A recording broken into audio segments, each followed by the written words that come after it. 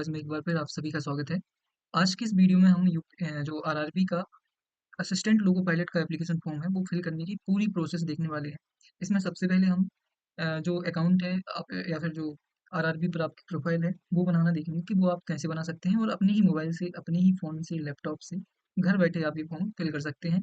Payment भी आप खुद ही कर सकते हैं, कहीं भी आपको जाने की ज़रूरत नहीं है। तो सबसे पहले इस फॉर्म को फिल करने के लिए आपको आरआरबी की ऑफ़िशियल वेबसाइट पर आना है। और इसके लिए सबसे पहले आपको अप्लाई पर देख सकते हैं, यहाँ पर क्लिक करेंगे तो 2 ऑप्शन यहाँ पर शो होंगे, क्रिएट एन अकाउंट और ऑलरेडी हैव एन अकाउंट। तो अगर आपने आरआरबी का कोई भी एप्लीकेशन फॉर्म प्रीवियसली फिल किया है, तो आपको ऑलरेडी हैव एन अकाउंट पर क्लिक करना है और लॉगिन करना है। लेकिन अगर अभी तक आपने कभी आरआरबी का कोई भी एप्लीकेशन फॉर्म फिल नहीं किया है, तो क्रिएट एन अकाउंट करना है। यहाँ जैसे ही आप जाएँगे तो कुछ इस प्रकार का जो इंटरफ़ेस है ओपन होगा, यहाँ पर आपको ओके करना है और सारी की सारी जो भी आपकी बेसिक डिटेल्स हैं, इन्फॉर्मेशन है, वो आपको यहाँ पर फिल करनी है। इसमें आपको बताना है, अपना फुल नेम लिखना है, रिटाइप करना है, डेट ऑफ बर्थ बतानी है, क्या आपने कभी नेम चेंज किया है या नहीं, ये सारी चीज़ें बतानी है। फिर आपको अपना father's name, mother's name, gender, email address और मोबाइल नंबर और फिर यहाँ पर इसको जनरेट ईमेल ओटीपी और जनरेट मोबाइल ओटीपी करना है। इससे आपका ओटीपी आएगा ईमेल आईडी पर भी और मोबाइल पर भी, वो आपको फिल करके यहाँ पर आपको आधार वेरिफिकेशन करना है। तो जैसे ये सारी प्रोसेस करेंगे तो आपकी जो ईमेल आईडी या फिर जो आप मोबाइल नंबर रजिस्टर करेंगे, उस पर एक मैसेज आएगा और या फिर आपके पास यहाँ पर पासवर्ड भी आप बना सकेंगे, तो आप उस ईमेल आईडी और मोबाइल नंबर से लॉगिन कर सकते हैं। तो ये पूरा आपका प्रोसेस है कि आप कैसे इसमें लॉगिन या फिर आप अपना अकाउंट बना सकते हैं। फिर इसके बाद आपको जाना है क्लिक हियर, आपको लॉगिन करने वाले ऑप्शन पर क्लिक करना है, ऑलरेडी हैव एन अकाउंट पर। यहाँ पर आपको आरआरबी 2 ऑप्शन देता है, आप अपने आधार कार्ड से भी या फिर आधार नंबर से भी लॉगिन कर सकते हैं और आप अपनी लॉगिन विथ आरआरबी अकाउंट भी कर सकते हैं। तो अगर आपके पास आरआरबी अकाउंट की कोई डिटेल नहीं है तो आप अपनी लॉगिन विथ आधार कर सकते हैं। तो ये 2 ऑप्शन है आपके लिए। तो सबसे पहले क्योंकि मेरे पास लॉगिन आईडी है, तो मैं यहाँ पर क्लिक करूँगा और आपको भी अपने मोबाइल नंबर, ईमेल एड्रेस और पासवर्ड फिल करना है और सीधे लॉगिन पर क्लिक करना है। तो चलिए लॉगिन कर लेते हैं सबसे पहले। तो जैसे ही आप लॉगिन में जो आपका मोबाइल नंबर और पासवर्ड फिल करेंगे, तो आपके मोबाइल पर एक ओटीपी आएगा और टू फैक्टर वेरिफिकेशन होगा। तो यहाँ पर आपको करना है सेंड ओटीपी टू ईमेल या फिर सेंड ओटीपी टू फ़ोन। फिर यहाँ पर ओटीपी आएगा और वो आपको फिल करना है। तो चलिए फिल कर लेते हैं और लॉगिन करते हैं। तो आप जैसे ही इसको लॉगिन पर ऑप्शन क्लिक करेंगे, तो कुछ इस प्रकार का ओटीपी फिल करने के बाद इंटरफेस ओपन होगा। तो अब आप जैसे ही यहाँ पर ओपन करेंगे, तो आप देख सकते हैं यहाँ सा इंटरफेस ओपन होगा। आपको ऑनलाइन एप्लीकेशन पर क्लिक करना है। और यहाँ पर आप जैसे ही जाएँगे तो यहाँ पर आपको आरआरबी सेलेक्ट करनी है।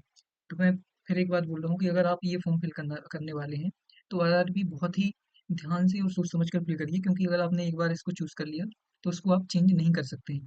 तो सबसे पहले आप नोटिफ़िकेशन को पूरा पढ़िए, पूरी चीज़ें देखिए उसमें, उसके बाद ही फॉर्म फिल करिए। नहीं तो इससे में क्या होगा कि कई बार आप गलत आरआरबी फिल कर लेते हैं और बाद में उसमें कोई भी सुधार के कोई भी चांसेस नहीं है।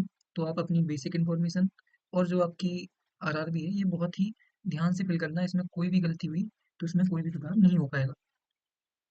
तो इसके लिए आपको अपनी कोई भी आरआरबी सेलेक्ट करनी है और उसके बाद आपको नेक्स्ट पर क्लिक करना है। यहाँ पर आपको टिक बॉक्स पर क्लिक करना है, फिर नेक्स्ट पर क्लिक करना है। तो जैसे ही नेक्स्ट करेंगे, तो कुछ इस प्रकार का इंटरफेस ओपन होगा। अब आपको यहाँ पर अपनी सारी की सारी इन्फॉर्मेशन फिल करनी है। अगर आप ऑलरेडी फॉर्म फिल कर चुके हैं, तो आपकी जो पर्सनल डिटेल्स है वो पहले से ही शो होंगी। तो अब आपको सिर्फ न्यू डिटेल्स यहाँ पर फिल करनी है। देख सकते हैं यहाँ पर आपको अपनी सारी बेसिक डिटेल्स फिल करनी है।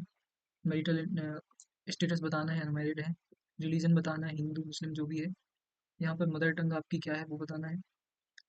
फिर एग्जामिनेशन का जो आपका लैंग्वेज है वो क्या होने वाला है, वो आपको यहाँ पर फिल करना है। आइडेंटिफिकेशन मार्क अगर कोई आपके चेहरे पर, फेस पर कहीं पर भी है, तो वो आपको यहाँ पर फिल करना है। और ये सारी चीज़ें फिल करने के बाद आपको यहाँ पर सेव कर देना है। तो चलिए कर लेते हैं। फिर इसको सारी इन्फॉर्मेशन फिल करने के बाद को आपको सेव करना है, फिर नेक्स्ट करना है। सेव करने के बाद नेक्स्ट करेंगे जैसे ही, तो नेक्स्ट पेज आपका ओपन होगा। यहाँ पर आपको सारी इन्फॉर्मेशन और बैंक डिटेल फिल करनी पड़ेगी। तो ये बहुत ही ध्यान से फिल करना है, क्योंकि अगर आप जनरल के अलावा कोई और कैटेगरी से हैं, तो आपका या फिर किसी भी कैटेगरी से हैं, तो आपका 50% जो एग्ज़ाम देने के बाद 50% फीस रिफंड हो जाएगी, किसी भी कैटेगरी से हैं। और अगर आप एसटी, एससी या फिर वुमेन कैटेगरी से हैं, तो आपकी 100% फीस क्या हो जाएगी, रिफंड हो जाएगी। तो ये डिटेल आपको अपना ही अकाउंट नंबर और जो भी बैंक डिटेल है वो आपको अपनी खुद की फिल करनी है, ताकि जब आप एग्ज़ाम देने के बाद एग्ज़ाम दे दें तो उसके बाद आपका जो रिफंड है वो आपके ही बैंक अकाउंट में ट्रांसफ़र हो। तो ये सारी चीज़ें आपको फिर से यहाँ पर फिल करनी है। यहाँ पर आपको बताना है कि कोई गवर्नमेंट या फिर डिपार्टमेंट या फिर ऑर्गेनाइजेशन में आप काम तो नहीं करते हैं, ये सारी चीज़ें फिल करनी है। फिर सेव एंड नेक्स्ट करना है। फिर इसके बाद आपको एजुकेशनल क्वालिफ़िकेशन में अगर कोई और एजुकेशनल क्वालिफ़िकेशन आपको ऐड करना है, तो वो भी इसमें आप ऐड कर सकते हैं। यहाँ पर आपको सारी इन्फॉर्मेशन बहुत ध्यान से फिल करनी है। यहाँ पर आपको जो आईआईटी आपने की है या फिर इंजीनियरिंग आपने की है या फिर नेट कंप्लीट किया है या फिर 3 साल का डिप्लोमा जो भी कंप्लीट किया है, उसकी डिटेल आपको यहाँ पर फिल करनी है और सारी की सारी सही डिटेल फिल करनी है ताकि आपको कोई दिक्कत ना आए आगे चल के। तो ये बहुत ही ध्यान से फिल करना, नहीं तो आपको आगे चल के दिक्कत आएगी। फिर इसके बाद आप जैसे ही ये सारी इन्फॉर्मेशन फिल करते हैं, तो उसके बाद आपको अपना प्रोफाइल जो डॉक्यूमेंट्स हैं, वो अपलोड करने पड़ेंगे। तो चलिए वो भी करके देखते हैं अपन। अच्छा, उन सभी स्टूडेंट्स के लिए जो ऑलरेडी पहले से ही जिनकी इन्फॉर्मेशन फिल थी, तो उनके लिए दिक्कत आ रही होगी। जैसे ही वो नेक्स्ट कर रहे होंगे, तो वहाँ उनको ये ऑप्शन देखने को मिल रहा होगा, please edit matriculation SSLC qualification and update certificate serial number.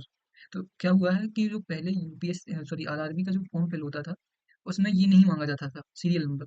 और जिन्होंने भी पहले फॉर्म फिल किया है, तो उन्होंने ये फिल नहीं किया होगा। तो आप यहाँ से क्या कर सकते हैं, उसको अपडेट कर सकते हैं। एडिट पर क्लिक करना है आपको। यहाँ पर आपको अपना सीरियल नंबर जो आपकी मार्कशीट पर होगा, सीरियल नंबर करके लिखा होगा, वो आपको यहाँ पर फिल करना है। चलिए ये भी फिल कर लीजिए और इसको अपडेट कर दीजिए। तो आप जैसे ही आप ये सारी चीज़ें अपडेट कर देते हैं, उसके बाद आपको अपना फ़ोटो और सिग्नेचर यहाँ पर अपलोड करना है। फ़ोटो और सिग्नेचर आपका 150 से केबी से ज़्यादा नहीं होना चाहिए और मिनिमम साइज़ 100 केबी से कम नहीं होनी चाहिए। वैसे ही आपका सिग्नेचर जो है वो 30 से 50 केबी के बीच में होना चाहिए। तो ये इसको भी हमको क्या करना है, अपलोड करना है। तो चलिए इसको भी अपलोड करके देख लेते हैं एक बार। तो ये आपको फ़ोटो यहाँ से सेव कर लेनी है। फ़ोटो बहुत ही ध्यान से आपको अपलोड करनी है क्योंकि इसमें बहुत ही दिक्कत आ रही है। इसके लिए मैं आपको एक वेबसाइट दिखा रहा हूँ। रिसाइज़र इमेज रिड्यूस इमेजेस करके होगा। तो इस पे आप इस फ़ोटो को या फिर फ़ोटो सिग्नेचर दोनों को रिसाइज़ कर सकते हैं। बहुत ही आसान है इसमें रिसाइज़ करना। तो आप वहाँ से फ़ोटो और सिग्नेचर रिसाइज़ कर सकते हैं। फिर भी कोई दिक्कत अगर आपको आती है तो कमेंट करके बताइए। मैं आपकी प्रॉब्लम सॉल्व करने के लिए आपको जो भी हेल्प हो सकेगी मैं वो करूँगा। फिर इसके बाद हमको फ़ोटो के बाद सिग्नेचर भी अपलोड करना है। चलिए सिग्नेचर भी अपलोड कर लेते हैं। यहाँ पर आप सिग्नेचर सेलेक्ट करने के बाद इसको एडजस्ट भी कर सकते हैं। तो जैसे भी आपको जिस भी सेंटर में चाहिए या फिर साइड में जो भी आपको चाहिए वो उसको आप सिलेक्ट कर सकते हैं। फिर इसके बाद आप जैसे ही ये सारी इन्फॉर्मेशन को सिलेक्ट करेंगे, फिर आपको यहाँ पर सेव करना है। सेव करने के बाद आपको नेक्स्ट करना है और ये हमारा फाइनल जो आपका फॉर्म फिलिंग है उसका फाइनल फेस है आपका प्रेफ़रेंस। तो सबसे पहले आपको जो भी प्रेफ़रेंस आपको देना है, बहुत ही ध्यान से सोच समझ के आपको ये प्रेफ़रेंस चूज़ करना है। Assistant loco pilot waste railway या फिर वेस्टर्न सेंट्रल रेलवे जो भी आपको चाहिए वो आप यहाँ से सिलेक्ट कर सकते हैं पहले। फिर इसको आपको आई हैव पर क्लिक करना है इस वाले टिक बॉक्स पर। फिर यहाँ पर आपको अपना जो पार्ट 2 है, पार्ट 2 के लिए आपको अपना सिविल 2 के लिए पार्ट बी सिलेक्ट करना है कि किस एग्ज़ाम के लिए या फिर किस ट्रेड से आप फॉर्म फिल कर सकते हैं, तो वो आपको यहाँ पर सिलेक्ट करना है। फिर यहाँ पर आपको टिक बॉक्स पर क्लिक करना है। यहाँ पर आपको अपना जो एड्रेस है वो फिल करना है और सेव एंड नेक्स्ट कर देना है। जैसे ही आप करेंगे इसको सेव एंड नेक्स्ट, अब आपका फॉर्म हो गया है फिल। सिर्फ आपको अपनी फाइनल पेमेंट यहाँ पर क्या करनी है, फिल करनी है। तो बस ये देखिए,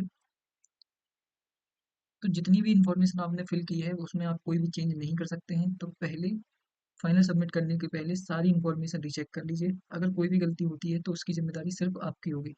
तो इसको सबमिट कर देना है आपको। सबमिट करने के बाद आपको पेमेंट करनी है। जैसे ही आप पेमेंट करेंगे तो आपका जो एक फॉर्म है वो फिल हो जाएगा।